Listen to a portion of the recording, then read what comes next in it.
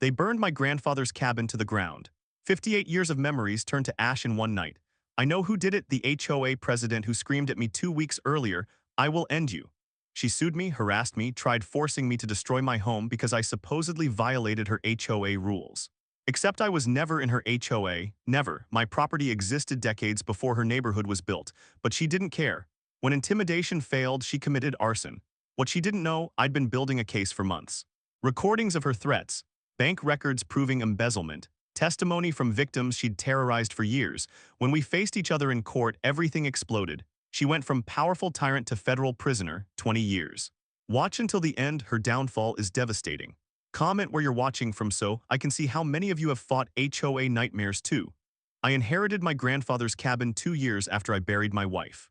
Cancer took her in 6 months, the kind that doesn't negotiate. After the funeral, after the condolence casseroles stopped coming, after I went back to work pretending I was fine, I wasn't fine. I was drowning in a house full of her things and know her. That's when I remembered the cabin. Grandpa built it in 1967 with his own hands, logs he cut himself, foundation he poured in the summer heat. It sits on 3 acres of mountain lake property, water so clear you can see 20 feet down, surrounded by towering pines that smell like Christmas year-round.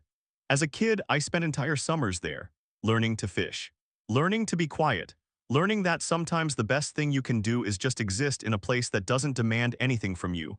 So I moved in, quit my apartment lease, packed my truck, drove 6 hours north into the mountains and didn't look back. The cabin needed work, 60 years of weather had beaten it down, roof leaked, deck was rotting, paint was peeling in long gray strips, but that was good. Gave me something to do with my hands, something to focus on besides the empty space where my wife used to be. I'm a construction supervisor, so I know my way around a toolbox. Pulled permits from the county. Started renovations myself. New roof, new deck extending over the water, fresh paint, forest green to match the pines. Every morning I'd wake up to mist rolling off the lake. Every evening I'd sit on that half-finished deck watching the sunset turn the water gold. Neighbors were friendly. Old couple across the lake waved every morning. Guy with a fishing boat always called out weather updates. It was quiet, peaceful. Healing, then she showed up. I was on the deck, securing the last railing boards when I heard heels clicking on wood. Heels, on a lake dock. I turned around and there she was, blonde hair in a perfect bob, red blazer pressed like she was heading to a board meeting, designer sunglasses reflecting my cabin back at me. She was maybe mid-50s. Expensive watch. Clipboard clutched in both hands like a weapon. She didn't introduce herself, didn't say hello, just stopped 3 feet away and stared at my cabin like it personally offended her. "This is unacceptable," she said. I blinked. "Excuse me, these renovations, this color, the deck extension, all of it completely unacceptable." I set down my drill. "I'm sorry, who are you?" "Victoria Brennan, HOA president of Pinecrest Shores community." She said it like I should bow. "And you are in direct violation of our aesthetic standards." I looked around, my cabin, my dock, my land. "I'm not in any HOA." She pulled a paper from her clipboard, shoved it at me. "This is your official violation notice, $500 fine. You're required to appear at the next HOA meeting. And you need to repaint to approved beige tones within 30 days. I stared at the paper, at her. "Ma'am, I think there's been a mistake. My property isn't visual pollution." She cut me off. "Your cabin is visible from HOA homes across the lake. You're affecting our property values, our community standards. You will comply." "I don't think you understand. This land has been in my family since 1967. There was no HOA when, I don't care when your family bought it." Her voice went cold, sharp. "You're affecting our view, our community. That makes it our business." She turned to leave, heels clicking back down my dock. I called after her. "I'm not in your HOA. You can't enforce." She stopped, looked back over her shoulder, smiled. "You will comply or we'll make you comply." Then she was gone. I stood there holding the violation notice, hand shaking. Heart pounding. The lake didn't feel peaceful anymore. I couldn't sleep that night, kept reading the violation notice. Legal language, demands, threats of further action. For painting my own cabin on my own land. Next morning I drove to the county records office. Old brick building downtown, smelled like dust and old paper. Woman behind the counter, Margaret, nameplate said, looked like she'd been there since the building was built. "I need my property deed," I told her, "and survey records." She disappeared into back rooms. I pulled out my phone, searched Pinecrest Shores HOA. Their website loaded: luxury homes with 3-car garages, manicured lawns, community pool. Photos of families laughing. Tagline: maintaining excellence since 2003. Since 2003. My grandfather bought his land in 1967, 36 years before this HOA existed. Margaret returned with a manila folder. Thick, here you go, original deed, all surveys, title history. I spread it across the counter, property boundaries clearly marked, no HOA covenants, no restrictions, no easements, nothing.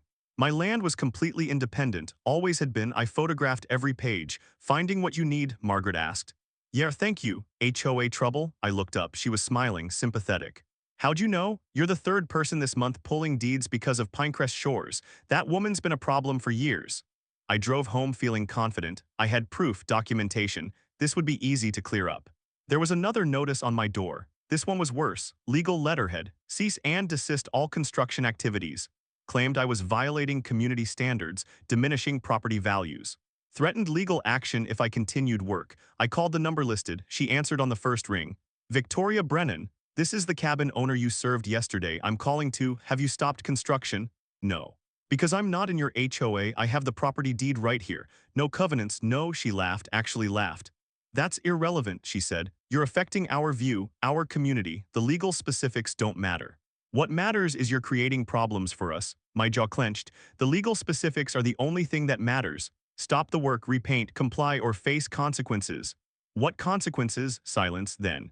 You'll find out. Click. She hung up. I stood there, phone in hand, anger rising in my chest. That night I couldn't sleep again, kept replaying her voice.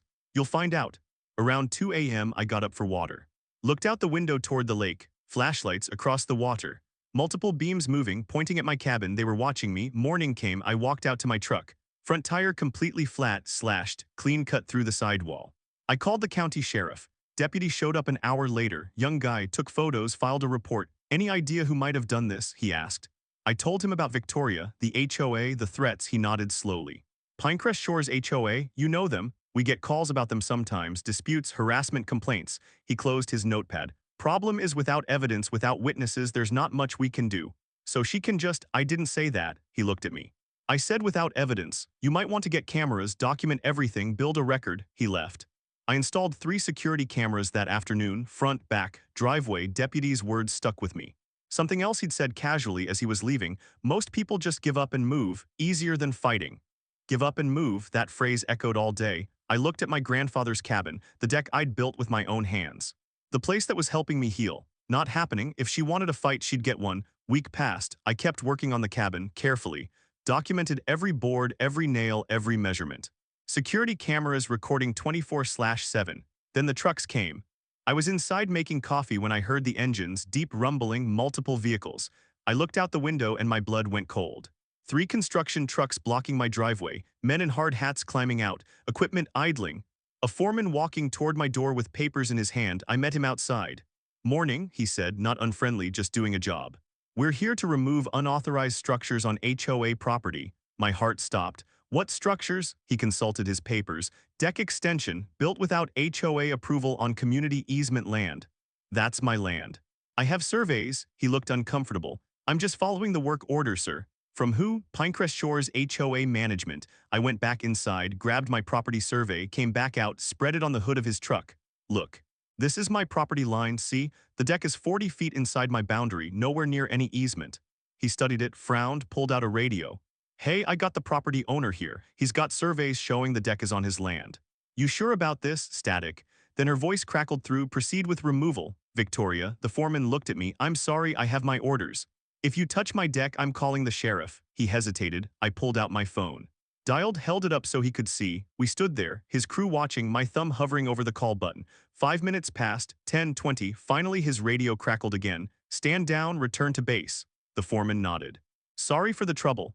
He and his crew loaded up, drove away. I stood there shaking, adrenaline dumping through my system. Then I heard the Mercedes. Black SUV coming up my driveway, tires crunching gravel. It parked where the trucks had been, door opened. Victoria stepped out, pink blazer today, hair perfect despite the mountain wind, sunglasses on. She walked straight toward me, fast, furious. We met in the middle of my yard. She was shaking. Actually shaking with rage. You're making a huge mistake, she said, voice low, dangerous. I said nothing. She stepped closer, got right in my face. This community has standards. We have lawyers, resources. You're one person with a rundown shack. We'll bury you in legal fees. We'll make your life hell until you leave. Still, I said nothing. Do you understand me? She jabbed her finger near my chest, not touching, but close. We will destroy you. I kept my voice steady, calm. This is my property. I have every legal right to be here. You have none. Her face went red. Legal rights? She laughed, bitter, cold. Honey, we'll see what rights you have when you can't afford to fight us, when the legal bills pile up. When you lose your job because you're spending all your time in court. When, are you threatening me? She smiled. I'm educating you. She turned, walked back to her Mercedes, paused with her hand on the door, looked back. Last chance, repaint. Comply, leaves, or we'll make you. She drove away, tires spitting gravel. I stood alone in my yard, heart hammering, fists clenched. My phone was still in my hand, still recording. I'd filmed the entire thing, every word, every threat. Every second she didn't know it, but she just handed me ammunition. This wasn't over, it was just beginning, and I needed help. I called my grandfather's friend that night, Robert, hadn't seen him in years. Last I knew, he was a retired property attorney living 2 towns over. Number was still in Grandpa's old address book. He answered on the 3rd ring. Robert Henderson. Mr. Henderson, this is, I know who you are. His voice warmed. Heard about your wife, I'm sorry. Thank you, listen, I need legal help, property dispute. HOA, how'd you guess? Because it's always HOA, he sighed. Tell me everything. I did, took 20 minutes, the violation notices. Victoria's threats, the construction crew, all of it, silence when I finished. Then can you meet tomorrow, bring all your documentation. We met at a diner by the lake. Robert was 70 now, white hair, sharp eyes. Ordered coffee and spread my papers across the booth. He read in silence, 5 minutes, 10, finally looked up. This is textbook HOA overreach, he said. They have zero jurisdiction over you, your deed is ironclad, no covenants. No restrictions, they can't touch you legally. Then why? Because most people don't know that. Most people get scared, cave, comply, move, and even knowing she's wrong, she can still make your life miserable. Bury you in legal costs defending baseless claims, it's a war of attrition. So what do? He smiled. You fight back and you let me help. I can't afford, your grandfather helped my family once. Talked the bank out of foreclosing on our farm back in '82, never asked for anything in return. Robert folded my papers. Consider this me returning the favor. Pro bono. He'd represent me pro bono, I nearly cried. That afternoon, I started talking to other lake residents. Wanted to know if anyone else had problems with Pinecrest Shores HOA. The stories came flooding out. Old couple down the shore, the Hendersons. They'd placed a memorial bench for their deceased son by the water. Victoria cited them for unapproved outdoor furniture, made them remove it. They were too grief-stricken to fight, single mother working 2 jobs. She parked her work van in her driveway. Victoria fined her $3,000 for commercial vehicle violation. Woman couldn't afford to fight, sold the van, lost one of her jobs, young veteran, early 30s. Displayed an American flag on his property. Victoria cited him for non-compliant flagpole height. He took it down rather than deal with her. Nobody fought back, too expensive, too exhausting, too scary, most just complied. Or moved away, but one person was different. Marcus, freelance journalist, mid-50s, gray beard, sharp mind, lived outside HOA boundaries on the opposite side of the lake. He'd been watching Victoria for years. We met at my cabin. He brought a laptop and 3 manila folders. I've been documenting her for 5 years, he said. Opened the first folder, photos, dozens. She's a tyrant, runs that HOA like a dictatorship. The board members are terrified of her. Homeowners are terrified of her. She finds people for everything, threatens foreclosure, harassment, intimidation. Second folder, legal complaints, dozens filed with the county. All dismissed or settled quietly. Third folder, financial records. This is the interesting part, Marcus said. HOA pays her property management company $80,000 a year for services. But look closer. He pointed to line items, payments, contracts. She owns the management company, she's paying herself with HOA funds, and look here, she's citing homeowners for violations, then her husband's contracting company fixes them. At inflated prices, she's running a shakedown operation. I stared at the numbers. That's embezzlement. That's exactly what it is. Why hasn't anyone reported this? They have multiple times, but she's careful, covers her tracks. Has lawyers, and most people are too scared to testify. Marcus closed the folders, looked at me. You might be the first person with the spine to actually fight her, and if you do, I can help. I have sources, evidence. Testimony from people too scared to go public, but they'd talk if someone else went first. I thought about Victoria's face, her threats, her rage, about everyone she'd bullied, everyone who'd given up. About my grandfather who built this cabin with his own hands. I'm fighting, I said. Marcus smiled. Then let's bury her. Victoria's violation notice demanded I appear at the next HOA meeting. Robert advised I should go. Let her play her hand, he said. Let her think she's in control, then we'll show them the truth. Meeting was Thursday night.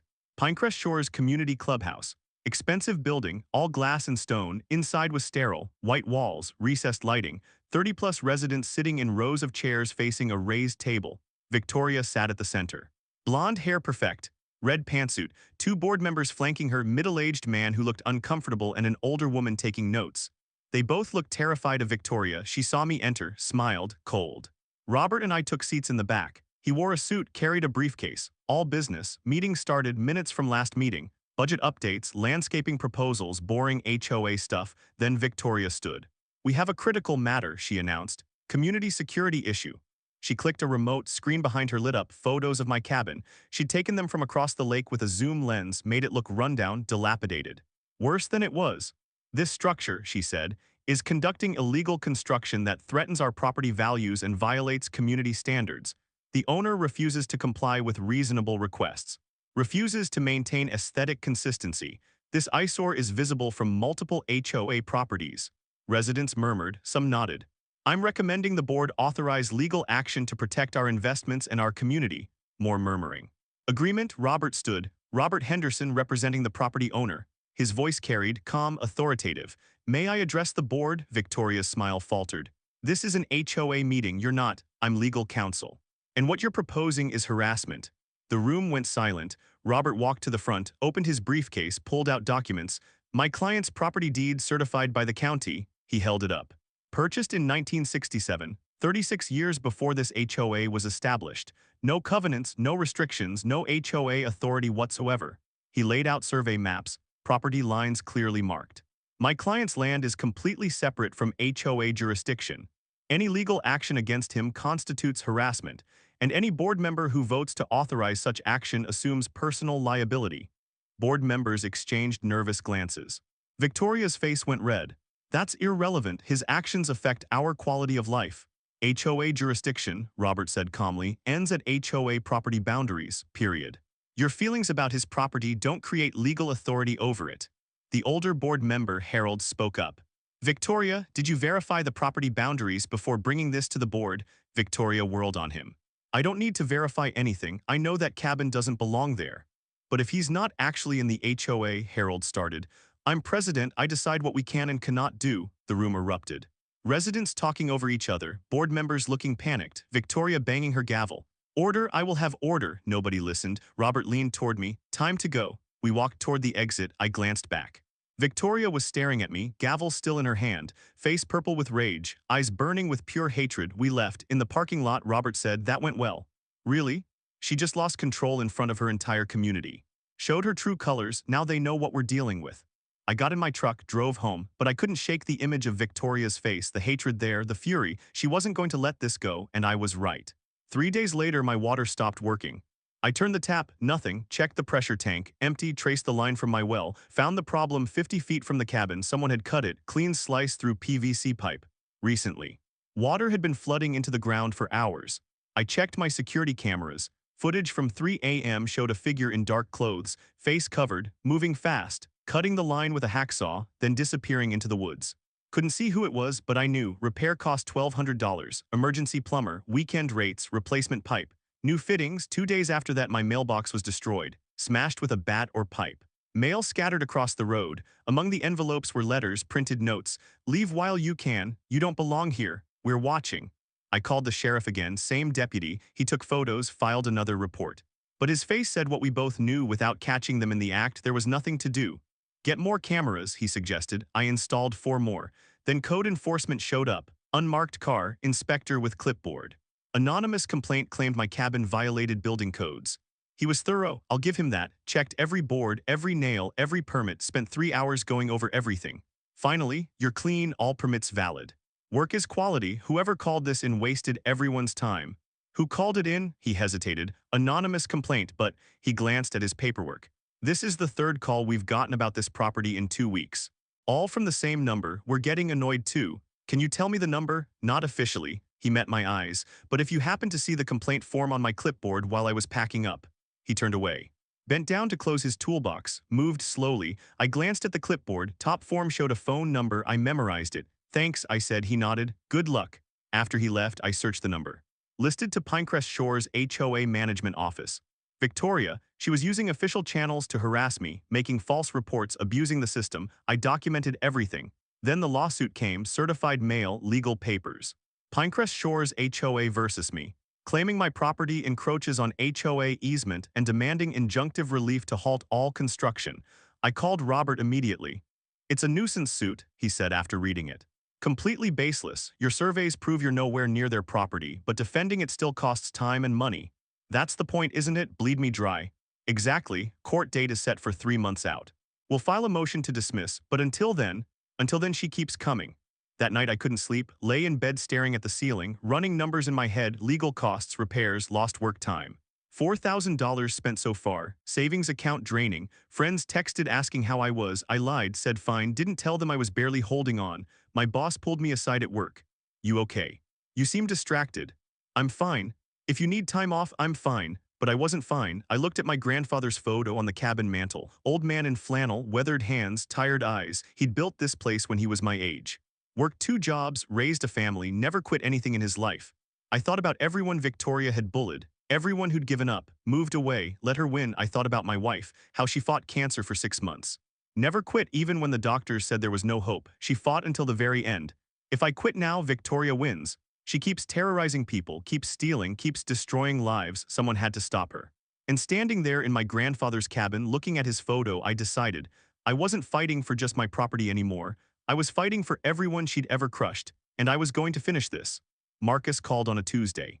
Voice urgent, get to your cabin now, I found something. I left work early, drove too fast on mountain roads, found Marcus and Robert waiting on my deck. Marcus had his laptop open, files scattered everywhere. Tell me you're sitting down for this, Marcus said. I sat. He turned the laptop toward me, spreadsheets, bank statements, contracts. Victoria doesn't just run the HOA, he said. She profits from it. That property management company HOA pays $80,000 a year. She owns it, has for 6 years. That's $480,000 of HOA funds funneled directly into her pocket. Robert leaned forward. Studied the numbers. That's embezzlement, self-dealing, breach of fiduciary duty. Gets better, Marcus continued. Remember all those violation citations? Look at this. He pulled up more documents. She cites homeowners for violations. Wooden fence needs replacing. Driveway needs repaving. Roof needs repair. Then guess whose company gets hired to fix it? Her husband's, I said. Bingo, his contracting company.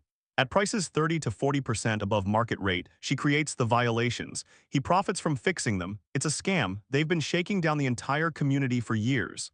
I stared at the screen. Dozens of transactions. Hundreds of thousands of dollars.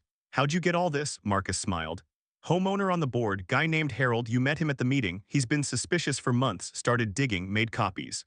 Gave them to me yesterday. Robert was already making notes. This is criminal, multiple felonies, wire fraud, embezzlement, racketeering potentially. Can we use it? I asked. Absolutely. We file a counterclaim, harassment. Abuse of process, intentional infliction of emotional distress. Then we hit her with this. He tapped the laptop screen. We also file complaints with the state HOA regulatory board. And we send everything to the district attorney. When? Strategically, Robert said. Not yet. If we expose this now, she lawyers up, hides evidence, destroys records. We need to wait, let her think she's winning. Then we spring it when she's under oath and can't run. Court dates in 6 weeks, I said. Perfect timing. That night I filed the counterclaim, every charge Robert suggested, attached evidence, photos of my slashed tires. Cut water line, threatening letters. Video of Victoria's meltdown on my property, her threats, everything. I also filed formal complaints with the state. Detailed Victoria's financial schemes, included Marcus's documentation. Pressure was building, she had to feel it. 2 days later, she proved me right. I was replacing deck boards when I heard voices, multiple people. I looked up. Victoria was on my dock. Again, but this time she'd brought witnesses. 2 HOA board members trailing behind her. The scared-looking woman and a younger man I hadn't seen before. She was holding a professional camera. Expensive. She started photographing my cabin from every angle. I pulled out my phone.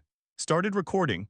You're on my property, I said, calm, clear. Documenting violations, she snapped back. She was frantic, moving fast, clicking photos rapidly. Her hands were shaking. This is private property. I'm asking you to leave. We have a right to document structures affecting our community. She moved closer, trying to photograph through my windows. The board members looked uncomfortable, stayed back. You're trespassing. Leave now or I'm calling the sheriff. She whirled on me, face red, eyes wild. I will end you, do you understand me? I've destroyed better people than you. I'll take everything from you, your cabin, your job. You're being recorded, I said quietly. She froze, saw my phone pointed at her, realized what she'd just said on camera with witnesses. Her face went from red to purple. She stormed off, board members hurrying after her. I stood there. Phone still recording, hands steady this time. She was cracking, making mistakes, getting sloppy, and I had it all on video. Robert called that evening. I sent him the footage. This is gold, he said. Threats, trespassing. Witnesses to her mental state. This goes straight into evidence. She's losing control. Good, cornered animals make mistakes. Keep documenting. Stay calm. Let her destroy herself. I went to bed that night feeling something I hadn't felt in months. Hope. We were building a case, a real case, with evidence, testimony, documentation. Victoria had power, resources, money, but we had the truth, and in 6 weeks we'd prove it. Marcus published his investigation on a Friday morning. Posted it to his journalism blog. Title in bold, HOA President's Secret: How One Woman Turned Community Leadership into Personal Profit. He'd included everything: bank records, contracts, testimony from homeowners. Photos of violations, citations next to invoices from her husband's company. The numbers were damning: over $400,000 embezzled. Another $200,000 in inflated repair contracts. I read it twice.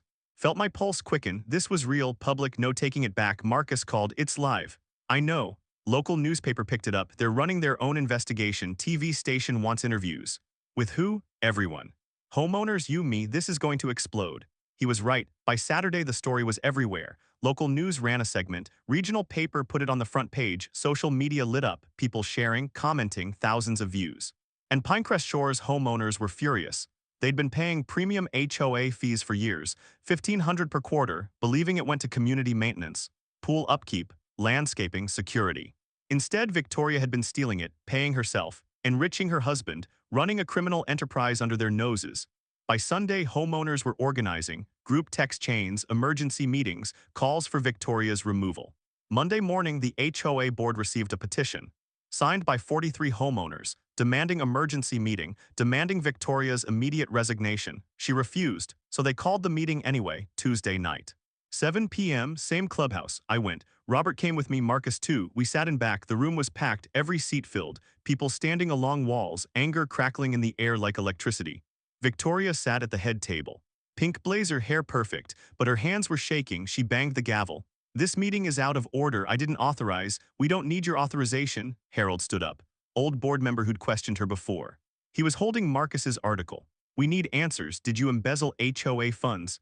That article is lies, slander, I'll sue. Did you pay your own company $400,000? Victoria's face went red. Those were legitimate management fees. Did you cite homeowners for violations then direct repairs to your husband's company? Those were coincidental, the room erupted. Homeowners standing, shouting, sharing their stories. Woman in her 60s, voice shaking. You fined me $10,000 over 3 years, made me use your husband's company to fix violations you created. I almost lost my house. Young father holding papers. You foreclosed on my neighbor for being 3 months behind on fees while you were stealing from us. Elderly man, tears in his eyes. You made me remove my son's memorial bench, said it violated aesthetics. You have no soul. Victoria banged her gavel. Order, I will have order. Nobody listened. More stories, more victims, more rage. Single mother. You fined me $3,000 for parking my work van. I had to sell it. Lost my job. Veteran, you made me take down my American flag. On and on, 10 people, 15, 20 years of abuse pouring out. Victoria stood, tried to speak, couldn't be heard over the fury. Harold called for a vote. All in favor of removing Victoria Brennan as HOA president, effective immediately. Hands shot up, filled the room. All opposed. 2 hands, Victoria's and 1 board member's. Motion passes. Victoria, you're removed. She went pale. You can't, this is illegal, I'll sue every one of you. Security, Harold said. 2 men approached, not aggressive, just firm. Victoria screamed. This isn't over, you'll all pay. Every single one of you. They escorted her out. She fought, yelled, threatened. The door closed behind her. The room erupted in applause, people crying, hugging. Years of fear and oppression lifted in one moment. But I didn't feel relief. I watched Victoria through the window, standing in the parking lot, illuminated by streetlights, staring back at the clubhouse. At me, her face twisted with hatred so pure it made my skin crawl. Robert leaned close. This isn't over, I know. Victoria got in her Mercedes, sat there, didn't start the engine, just sat there staring for 20 minutes. Then she drove away, and I absolutely knew she wasn't done. 2 days later, I was in town buying supplies when my phone rang. Unknown number, I almost didn't answer. Hello? Heavy breathing, then a woman's voice, crying, your cabin fire. My heart stopped. What? I'm your neighbor across the lake. Oh God, there's fire trucks everywhere. Your cabin's on fire. I dropped everything, ran to my truck, drove 90 miles an hour on mountain roads, hands white-knuckled on the steering wheel, mind blank, numb, this isn't happening. This can't be happening, smoke visible from 2 miles away. Black column rising into blue sky. I rounded the last curve, saw the trucks, 3 fire engines, ambulance, sheriff's vehicles, firefighters running, hoses spraying. My cabin was burning, flames eating through the roof. Windows blown out, smoke pouring from every opening, orange and black against green pines. I parked, stumbled out, legs weak. A firefighter grabbed me. "Sir, stay back. That's my cabin." There's nothing you can do, let us work." I collapsed on the grass, watched my grandfather's cabin burn, watched 60 years of history turn to ash, the deck I'd built, the repairs I'd made. The place where I'd started healing after my wife died. Gone, photos of her, of my grandfather, his rocking chair, tools, memories, all of it, gone. I don't know how long I sat there. Hours maybe. The fire fought back, refused to die. By the time they contained it, half the structure was destroyed. Roof collapsed, walls charred black, inside gutted. Fire marshal approached, older man, tired eyes. "I'm sorry." I couldn't speak. "We'll investigate. But I need to tell you, this looks intentional. We found accelerant, multiple ignition points. This was arson." I looked at him. "Can you prove who?" "That's the hard part, no witnesses. No cameras caught anything. Your security system was destroyed in the blaze, without evidence. So she gets away with it." He didn't ask who I meant, just looked at me with sad eyes. "We'll do our best." That night I stayed at a motel, cheap place in town, stared at water-stained ceiling, didn't sleep, couldn't eat, everything I'd fought for burned. My phone rang. "Robert." "I heard," he said. "I'm sorry." "She won." My voice sounded dead, empty. "She actually burned it down. I've lost." "Listen to me, don't quit now. We're 3 days from court. We have everything we need to finish her legally. Don't let her make you a victim." "Finish this?" I said nothing. "Are you listening?" "I'm done, Robert. I don't have anything left to fight for." Silence. "Then your grandfather built that cabin with his own hands. Your wife loved that place. Everyone Victoria ever bullied is counting on you. If you quit now, she wins. She destroys your home and walks away. Is that acceptable?" I closed my eyes, tears finally coming. "No." "Then get some sleep. Marcus is bringing something to your motel tomorrow morning, something that might change everything." He hung up. I lay there in the dark, thinking about my grandfather, my wife, every person Victoria had crushed, thinking about justice. Morning came. Marcus knocked at 7 a.m. I opened the door. He looked excited. "Neighbor's security camera," he said, held up a USB drive. "Points toward the lake. Caught something night of the fire." We plugged it into his laptop. Grainy nighttime footage. Timestamp 2:47 a.m. A figure approaching my cabin from the water side, light-colored clothing visible in moonlight, moving carefully. Carrying something, can't see face clearly but the build, the hair color catching light blonde. The figure pours liquid around the deck. Lights something, flame ignites. Figure runs. Brief moment, just 2 seconds, figure's face catches moonlight. "Victoria, clear as day." Marcus grinned. "Sheriff already has a copy, so does the fire marshal." I stared at the screen, at her face, at proof of what she'd done. "Court's in 2 days, Marcus said. "She's finished." For the first time since the fire, I felt something other than grief. I felt cold determination. She'd burned my home, destroyed my sanctuary, tried to break me completely. Now I was going to end her. Thursday morning. County courthouse, old stone building downtown. I wore my only suit, black, felt like funeral clothes. Robert met me on the steps. "Ready?" "Yeah." "Remember, stay calm, let me do the talking." "We have everything we need." Courtroom was packed, news cameras outside, reporters everywhere. This had become the story, small community versus corrupt HOA tyrant. Victoria arrived in a black town car. Flanked by 2 expensive lawyers, she wore a pink blazer, hair perfect. Confident, smiling for cameras, she saw me. Smile faltered for just a second, then back in place. She walked past like I didn't exist. We entered, took our seats. Courtroom filled quickly. Harold and other HOA board members, Marcus, homeowners I'd never met, all here to watch. Judge entered, stern woman, 60-something, gray hair, sharp eyes. "All rise." We rose. "Be seated." Case number 2024 CV-3847. Pinecrest Shores HOA versus defendant. Let's begin. Victoria's lead attorney stood. Expensive suit, slick back hair, smug expression. He presented their case. Claimed my property encroached on HOA easement, created nuisance, violated aesthetic standards, diminished property values. His evidence was weak. Manipulated photos making my cabin look worse than it was. Cherry-picked survey maps that didn't match county records. Testimony from HOA members who'd never even visited my property. Robert dismantled it methodically.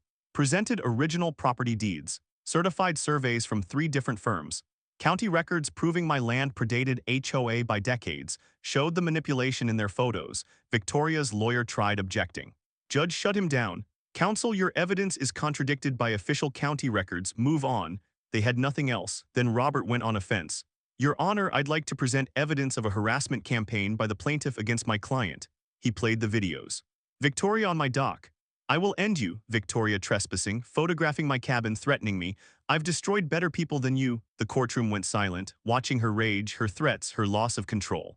Robert presented more, documentation of my slashed tire, cut water line, threatening letters, false code enforcement complaints, all traced back to Victoria's phone number. Then he brought out Marcus's investigation, bank records. Proof of embezzlement, $400,000 stolen, self-dealing contracts, her husband's company profiting from violations she created. Victoria's lawyers were objecting constantly now. Judge overruled everyone. This establishes pattern and motive, she said. I'll allow it. Robert called witnesses. Harold testified about financial irregularities. Homeowners testified about harassment, false citations, inflated repair costs, years of abuse. One by one, their stories built a damning picture. Then came the fire. Robert presented the fire marshal's report. Arson, accelerant detected, multiple ignition points. Intentional, then he played the security footage. The courtroom watched Victoria approach my cabin at 2:47 a.m. Pour accelerant, light the fire, run, her face caught in moonlight, clear, undeniable. The room erupted, gasps, whispers, reporters scribbling frantically. Victoria went pale, her lawyers huddled, whispering urgently. Judge banged her gavel. Order, Robert stood. Your Honor, the plaintiff has not only harassed my client with baseless litigation, she's committed multiple crimes, embezzlement, fraud. Arson. This lawsuit is abuse of process by a criminal attempting to silence her victim. Victoria's lawyer stood, stammering, Your Honor, we request a recess to review, request denied. Does your client wish to testify? The lawyers looked at Victoria, she was shaking, trapped. Yes, she said, voice barely audible. They put her on the stand. Robert approached, calm, methodical, a surgeon with a scalpel. Miss Brennan, you own Brennan Property Management, correct? Yes. And Pinecrest Shores HOA pays your company how much annually? $80,000. For what services? Management, administration. Enforcement, did you disclose to the HOA board that you own this company? Silence. Miss Brennan, it was in the contracts. Did you personally disclose this conflict of interest and recuse yourself from voting on these contracts? Yes or no? No. Robert presented the bank records. Contract after contract, all signed by Victoria, all approving payments to herself. That's self-dealing, breach of fiduciary duty, embezzlement, correct? I provided legitimate services, $400,000 over 5 years. For what? She couldn't answer. Robert continued, asked about the fire. Where was she night of the fire? She claimed she was home, alone, no alibi. He played the video again, her face, her clothes, unmistakable. That's you, isn't it? I know that could be anyone. Your Honor, I have 3 independent forensic analysts who will testify this is Miss Brennan. Facial recognition confirms 97% match. Judge nodded. Victoria was crying now, mascara running, perfect facade crumbling. Cross-examination ended. She stumbled back to her seat, destroyed. Judge looked at both sides. I've seen enough. I'm issuing my ruling now. Judge removed her glasses. Looked directly at Victoria. I've been on the bench for 23 years. I've seen a lot of cases, but this, she paused. This represents an egregious abuse of authority. A systematic campaign of harassment, intimidation, and fraud. Victoria stared at her lap, tears streaming. The plaintiff's lawsuit is dismissed with prejudice. Moreover, I'm finding that this litigation was brought in bad faith to harass the defendant. Pinecrest Shores HOA is ordered to pay defendant's legal fees plus $50,000 in damages for harassment and intentional infliction of emotional distress. Robert squeezed my shoulder. Judge wasn't done. Furthermore, the evidence presented suggests multiple criminal violations. I'm referring this matter to the district attorney's office for immediate investigation. Criminal charges should be filed for embezzlement, fraud, and arson. She looked at Victoria. Miss Brennan, you're fortunate you're not being taken into custody this moment, but I suspect that's coming soon. Bang, gavel down, court is adjourned. Reporters swarmed. Victoria's lawyers rushed her out a side door. But cameras caught her, face destroyed, mascara streaked, hair disheveled, nothing left of the perfect tyrant who'd terrorized a community. Outside, homeowners approached me, shaking my hand, thanking me, crying. Years of oppression ended in one hearing. Harold hugged me. You did it. You actually did it. Marcus was grinning. This is going national. Every news outlet wants the story. But I felt numb, hollow. I'd won, but my cabin was still ashes. Robert pulled me aside.